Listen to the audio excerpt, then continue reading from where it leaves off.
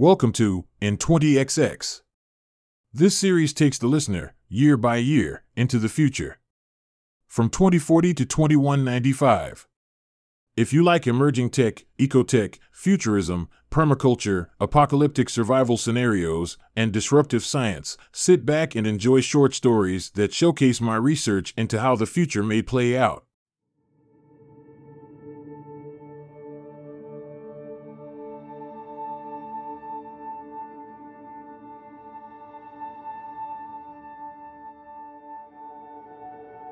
One of the character in this podcast, Ernesto, is featured in an earlier podcast, in 2042 The First AI Weapon.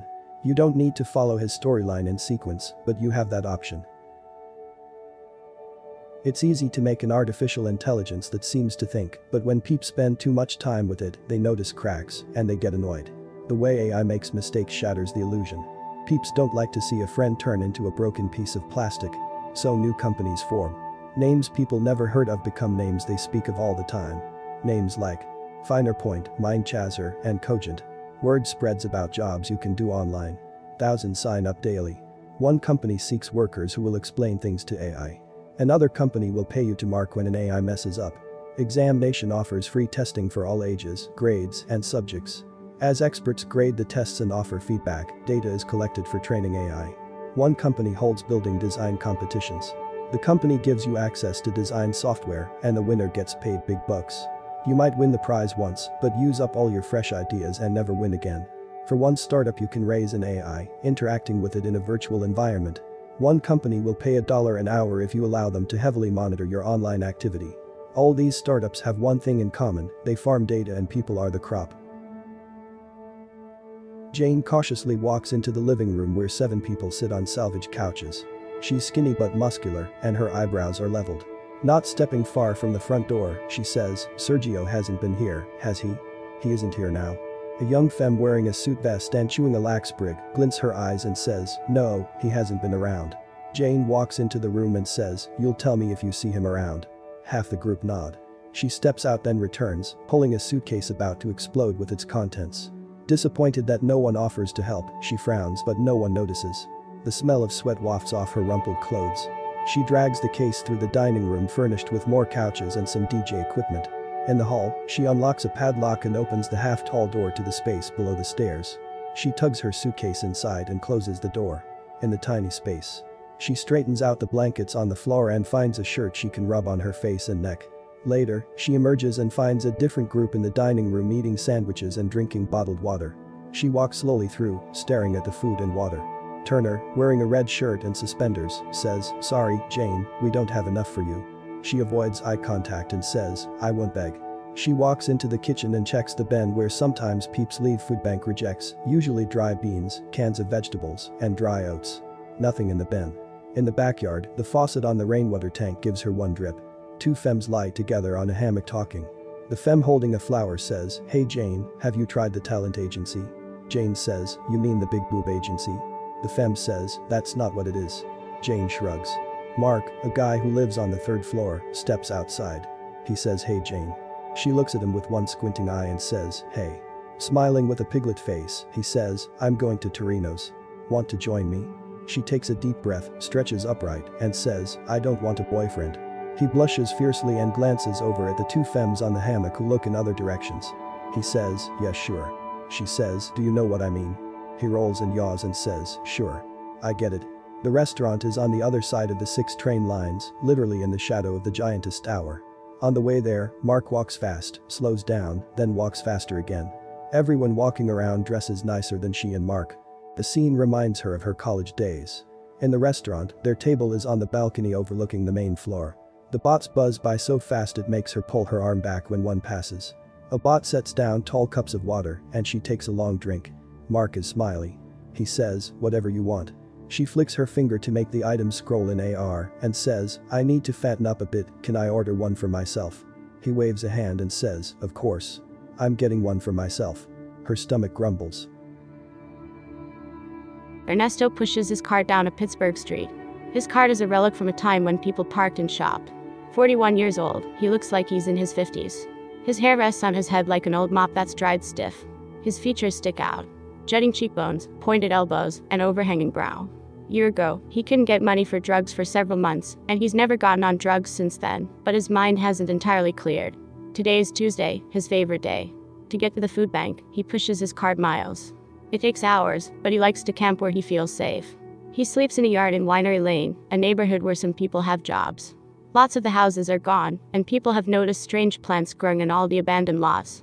The Chicago PD run plays it half-transparent, so he can still see the sidewalk. These shows remind him of his younger days when he lived with his mom in one of those apartment buildings with a yard in the middle. His mouth is dry and sweat soaks through his underwear to his pants. He's here in the city, but he isn't. It moves around him like hyperspace. A trolley from a neighborhood complex tower glides past. A young couple overtakes him, clinging to each other. They don't know what's in store for them, but they should cling to each other. Good luck. 12 giantess bots in a line roll down the road, each the size of those European mini cars. More buildings remain intact here and more are restored. He enters an alley between two tall grow buildings. Other homeless wander up and down the alley. Can't trust anyone. For sure some of these young men have just got out of prison. Stay aware but don't make eye contact. More people. Many sit on the road. Some lean against windowless backsides of buildings. 50 or more people stand in the line ahead. Smell of shit baking in the sun. A big guy bounces around, pacing in random directions. He hates them and they hate him, though no one knows each other, except for the crack-up couple in a pile on the road.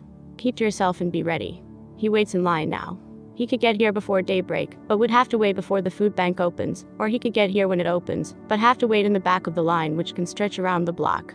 Getting here half an hour before opening seems best, but the line still stretches down the alley. He turns the transparency down on Chicago PD and tunes out, watching his surroundings only enough so that he can still move when the line moves. He shifts his weight against the soles of his shoes that have long lost all spring. Sun shines against the buildings and reflects down at him. How many times has he watched these reruns? They blend into the constant show, but it hurts to look for something else. Is the line moving at all? It does grow longer as more people join. One of those young men who dresses in cheaper clothes than he can afford comes out of the door and calls out, "That's it. There's no more." A slow-motion confusion passes down the line. No more. Some weak voices protest. He turns and looks around as everyone else does. The door to the bank slams shut. We were in line. It's Tuesday. Where do we go? We waited in line. Madge worked as an event planner before the media attack. At 34, her face wears a pinched expression. She used to be all pink and soft, but now she's grown tough.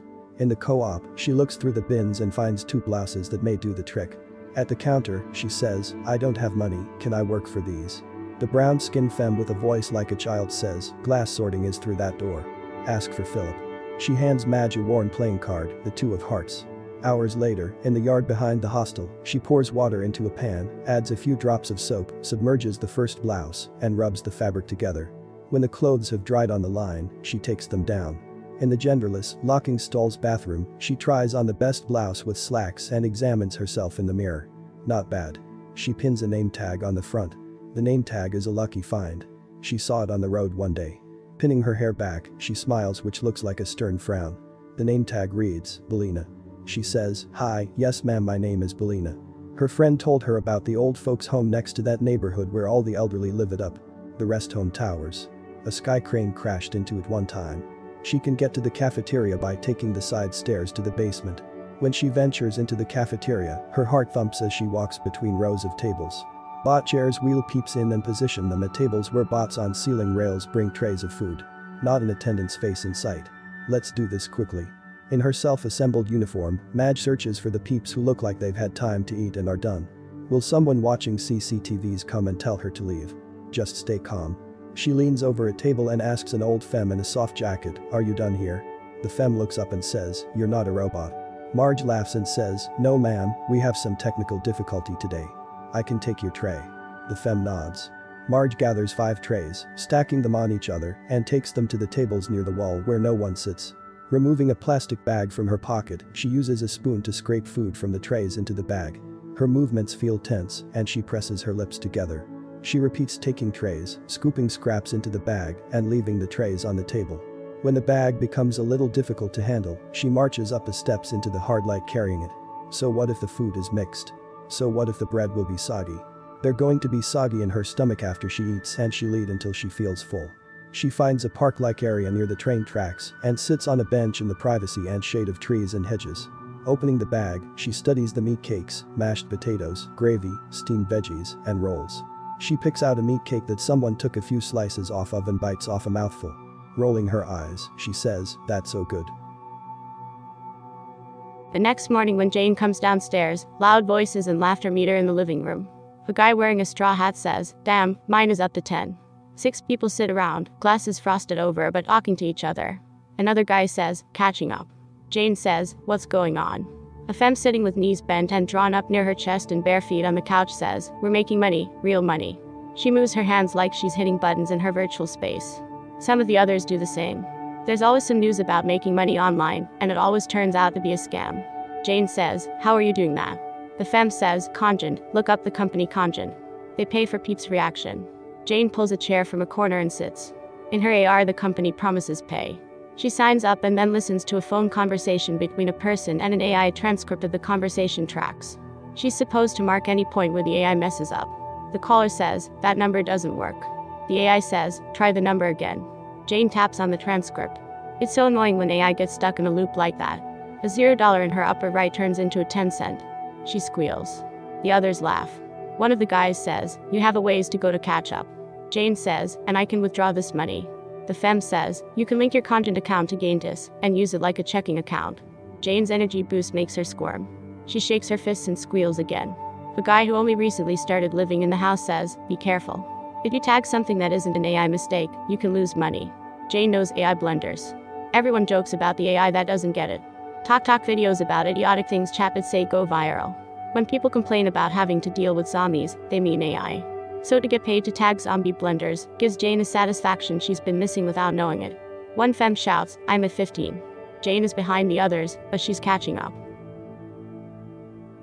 Ernesto pushes his cart under an overpass, glad to pass under a shadow. Lots of peeps loiter here. Maybe he'll get lucky and someone might offer bottled water. Preston, who always hangs out here, sits in his usual spot on a cooler near piles of garbage. Preston looks like a punk. He would have been on the streets even when factories offered jobs. Besides appearing malnourished, sun-scarred, and dirty, he has the face of a hoodlum. Crooked grin, beady eyes, and permanent snarl. Normally Preston gets in everyone's business. Normally Preston would walk up to Ernesto asking, "How's it going? Got any pleasant? Want pleasant? Have cash?" But Preston's glasses are frosted over and his fingers play air keyboard. Ernesto calls out, "Hey President. What you doing, man?" The frost on Preston's glasses clear, and he says earnest. Ernesto nods, still slowly pushing his cart. Preston says, "Bruh, I'm making money for real." Ernesto says, "What?" Preston's eyes dance, his fingers do a ghost dance, he grabs an invisible object, throws it at Ernesto, and says, "I just sent you the link. Use my link so I can make money." An AR object appears in Ernesto's right field of view. Ernesto says, "It's probably some kind of scam." Preston gives his head a vigorous shake and with a higher voice, he says, "No. I'm telling you it's clean." Ernesto waits until he gets to his camp under the bushes before clicking the link. His old self emerges a little as he watches an introductory video. The site will give him instances where an AI has messed up and they'll pay him to write better responses than the AI could have said. Sitting on dirt surrounded by litter, his legs splayed, he strikes the air with grimy fingers, hitting a stride, raking in the coin. In the morning, Madge sits in her bunk in the hostel, glasses opaque, fingers touching air keys. At 10 she walks to the library and works in VR at one of the study booths. After 12, she sits in the rundown outside seating area of a lunch stand that closed down years ago, and around 3, she returns to the hostel to work a couple of more hours. Outwardly sullen, she won't interact with those around her, not as she doesn't have to. When she first heard of the data farming jobs, she signed up for all of them. For one company, an AI asks her questions when one of its answers has gone to downvote. At another company, she watches and listens to 4 avatars and chooses which one is the AI. She can also act as one of the avatars. At a third, she marks dialogue for how it should be read. Calmly, happily, sadly, concerned, angrily, or inspired. She works at 7 of the top sites, 1 each day of the week. Marking hours worked and wages earned, getting a good sense of which pays the most. Otherwise, it can be confusing knowing which pays more, and which makes her feel like she's earning more. The site where she helps AI find better answers pays the most, so she devotes 5 of her days to that, and 2 of her days to the emotional tag site. By her estimations, she earns 30% more. When asked if she'll move, Jane gives a firm no. Half the squatters in her house leave on trips or find nicer places now that they have money. Jane and those who remain hold the true heart of the household, anyway. Whether people stay or go, it's hilarious to see them spending. You can learn a lot about people by what they buy. Jane moves into a room on the second floor but still spends lots of time on the first floor. Every day is a cause for celebration, it's a blast. Everyone pitches in. One will buy the water, one the veggies, one the algae meat, and one the torp. Peeps work in their rooms and come down to chill, and everyone acts giddy. When most of the people in the house are together one night, Pele says, let's all go in on a grey water system so we can have a shower. Everyone thinks it's a great idea and no one talks about it ever again. Giantess robots venture down their street now. The first time one came to their door, Jane pointed and laughed. By the next day, going to the door to accept a delivery becomes part of the party rhythm. Lisa gets some new clothes, but besides that, everyone spends what they earn getting provisions for the chill sessions. Only after fall brings a few cold nights does anyone invest in solar blankets. You might think that they don't work many hours, but Jane logs in more than 40 hours a week. Work hard, party hard is spoken so often that people start insisting no one say that anymore. One night Jane clambers up the stairs after one too many torps and can't fall asleep. Those downstairs believe they're a band and make all kinds of racket. Lots of times logging in and helping AI makes her drowsy, so she logs into work. She doesn't remember logging out. The next morning, she wakes in her recliner feeling woozy. She pulls a water bottle off a 12-pack, takes a swig, and hears voices. Heading downstairs, she pulls slightly tangled and matted hair from her face. 4 people work in the kitchen, one grills pancakes, one mixes near juice, one cleans up, and one watches over grilling sausage. She breathes through her nostrils savoring the smells and says, I want some. Lisa says, what are you bringing? Jane says, I can order Sam's eggs. They smile and nod. She flips her hand to wake her assistant and says, I want 1 carton of Sam's eggs, bar soap, my usual loaf of bread, Sam's cheddar slices, and a 12-pack of torp. Her assistant says, you don't have sufficient funds. Lisa looks up and smiles at her. Jane says, drat. I'll just get the eggs. Her assistant says, you don't have enough money in your account. Jane scowls and walks through the dining room, living room, and out onto the porch. She opens her work site but is greeted with a welcome page, not a portal page. She says, log me into Cogent. Her assistant says, one moment. You can't log in. Her heartbeat accelerates, she stomps on the wood planks and says, what do you mean?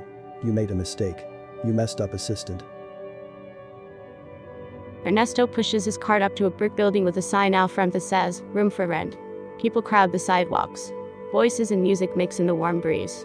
He leaves his cart on the sidewalk, brushes off his pants, and makes a half-hearted attempt at straightening his hair. The front door is propped open to a dusty lobby with an ornate tile floor. 2 young people repair a bike by a wall of mailbox doors. An antique ceiling fan slowly spins. The building was once grand, but has settled into a comfortable run-down state. At least 20 potted plants crowd the window. A dog sleeps near a tarnished umbrella stand. The elevator dings and a femme wearing a uniform briskly exits. He hesitantly walks up to the counter window. Assorted boxes crowd the little office. On an old flat-screen monitor facing Ernesto, the avatar of a prim and proper, brown-skinned femme looks forward. Ernesto says, I'd like to rent a room. A clickable item appears to his left. The avatar says, certainly. Please click the key to get started. On the way to his room, the skinny elevator shifts on its tracks. The dim hall smells stale, which couldn't feel more welcoming to Ernesto. He gets lost in what feels like a maze of halls that turns out to be a rectangular loop. People hold one-sided conversations behind doors. A baby cries. Room 523. The door clicks as he nears it. The narrow room has a toilet and tiny sink inside the shower, and a cabinet large enough for a hot plate before the living space barely large enough to put down some bedding. A window takes up most of the street-facing wall. He stands in the room for 10 minutes, then lifts the blinds to look down at the street. By taking many elevator trips, he brings his things from the cart up to the room. If he leaves the cart, someone will claim it sooner or later. He unwraps a new bar of soap and puts it in the sink, then turns the shower on, adjusting the temperature as he undresses. His clothes look like a pile of garbage at his feet. Dirt swirls down the drain. It must be tree sap that takes so long to clean off his right elbow. After his shower, he unwraps a new pair of pants and shirt and dresses. He unboxes a mini coffee maker, plugs it in on the counter, and makes a cup of coffee. While the coffee brews, he spreads out his blankets on the floor. With his cup of coffee in hand, he sits on the floor, leaning against the wall and taking in the reverie of his own place. His own place to rest and recoup, to process and to work out what to do next. His own place to log in and earn enough to get by and feel secure. Reclining in her bunk, Madge data farms. That's what people are calling it. People say, I'm a data farmer now, fully aware of the irony. The hostel has emptied. Always overcrowded before and murmuring, most of the beds go unused. After a few hours, she leaves in her uniform and walks to the nursing home. In the cafeteria, some residents think she's a nurse, while most notice that all she does is collect food scraps and then leave. When she has a bag of food, she walks to the train tracks, sits near leaves starting to change color, and eats out of the bag. People who recognize her don't suspect she has changed. She still wears found clothing. She hasn't ordered from Giantess once. She hasn't bought a new pair of shoes though hers are cracked. She hasn't bought a new solar jacket though hers only generates half the power it used to. Outsiders, and let's face it, those who recognize her don't know her. Outsiders assume she never caught on to the data farming craze. Some people with no place to stay sport fancy gold watches. People who sleep on the ground eat at a 5-star restaurant. People who haven't worked for years buy friends bags of groceries. Not Madge. She hasn't splurged on a co-op muffin, a hot shower, or balm for her chapped lips. In the evening after helping AI for 4 hours, she checks her account. $22,430, it says. She sighs, closes her eyes, and hugs herself.